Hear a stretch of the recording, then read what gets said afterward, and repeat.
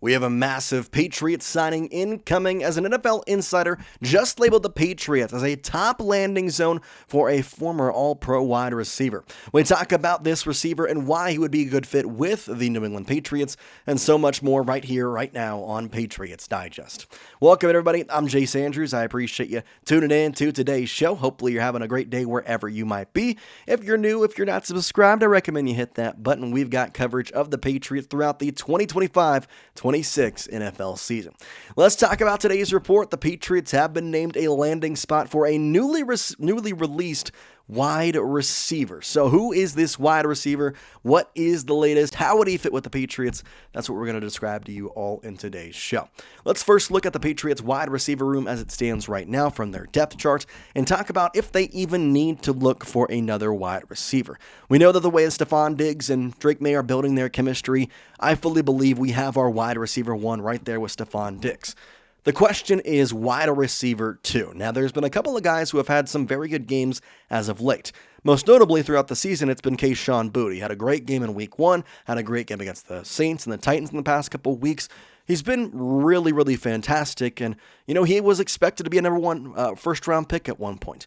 But also there's Pop Douglas, there's Kyle Williams, there's Efton Chisholm, and just, you have guys. You have your guys that you could go out there and make a top-tier number 2 wide receiver pretty much any day.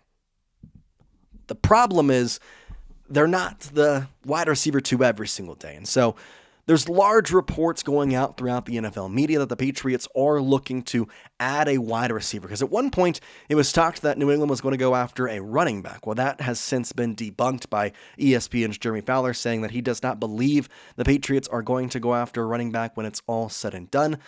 But there are other places. Now, we have so many trade reports talked about with Chris Olave, and we'll talk about Jordan Addison in another video later on. But what if you don't have to make a trade? What if the trade is not something you need to do, and instead you feel confident with Kayshon Boutte? You feel confident with a lot of the guys you have on your roster. I mean, Boutte has been really fantastic with over 300 yards receiving this season and 4 touchdowns. I mean, largely not known, but Stefon Diggs doesn't have a single touchdown this season, and Kayshon has 4.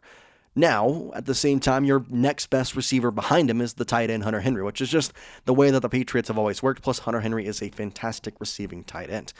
But the problem goes further when you look at Rhamondre Stevenson being the next best receiver, and then Matt Collins, who I am up and down on so much. I liked the signing at one point. Now I look at him and think, I don't really know, but he's got 11 receptions for 119 yards, so you feel pretty positive with what he's been able to give you.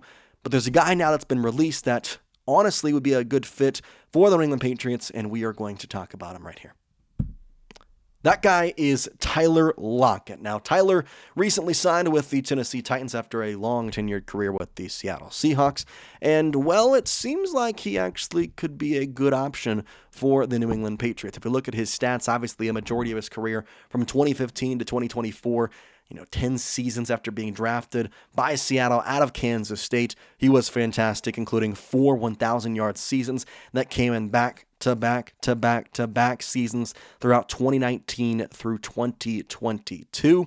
And then his past couple seasons, they've been just okay. 894 in 2023, 600 in 2024. And this season he had just 7 games, 10 receptions, and 70 yards with Cam Ward and the Titans. And he requested his release and was granted it after the New England Patriots game.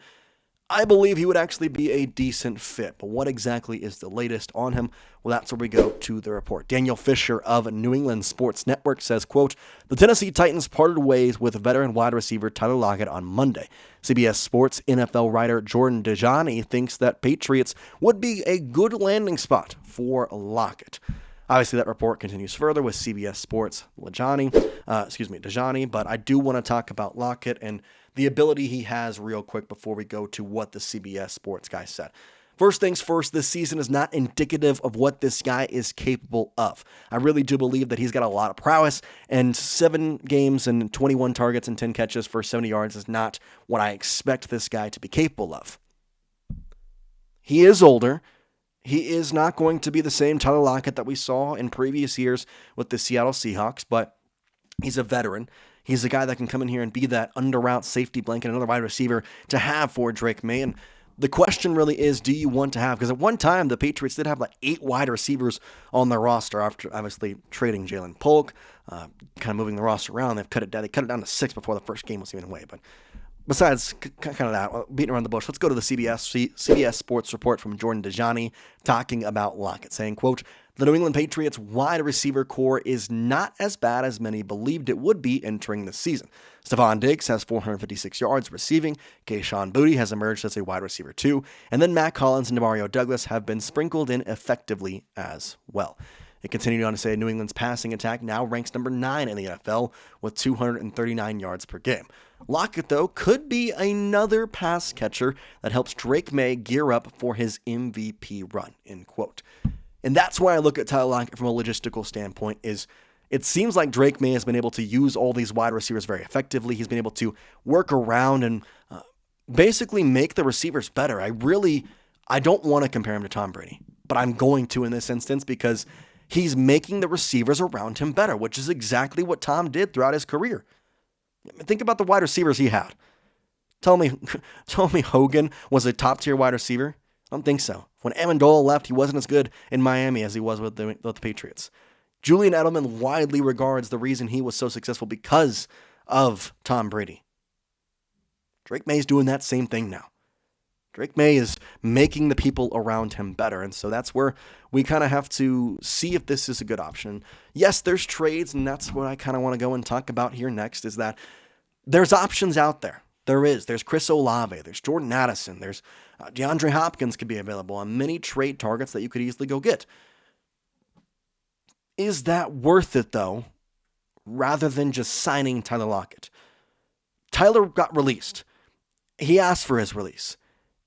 I truly believe that makes me realize he cares about playing. He cares about being on a good team, more or less, rather than the money. He's also made a ton of money throughout his career, and I mean, he's widely been famous for not taking hits, so he'll be able to play for, whoever, another 7 years, it feels like. You get him on a cheap contract, man, that looks real nice. It adds to your receiving core, and who knows what he could turn out to be. The risk is there for sure, but I really do think the risk to reward is lowered by the fact that he's going to take a small contract, by the fact that you don't have to 100% worry about him being this top tier guy, this number one guy, this guy that you perceive and expect to be, out there and playing at an effective level.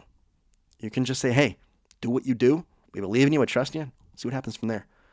So I asked the question here, do you think Tyler Lockett would be a good signing for the New England Patriots? If you do, then I want you to get in the comment section and type S for sign. If you think that Tyler Lockett would not be a good option for the New England Patriots, then I want you to type P for pass. Let me know your thoughts down in the comment section on whether or not you believe this would be a good deal, and I'm curious for your 2 cents.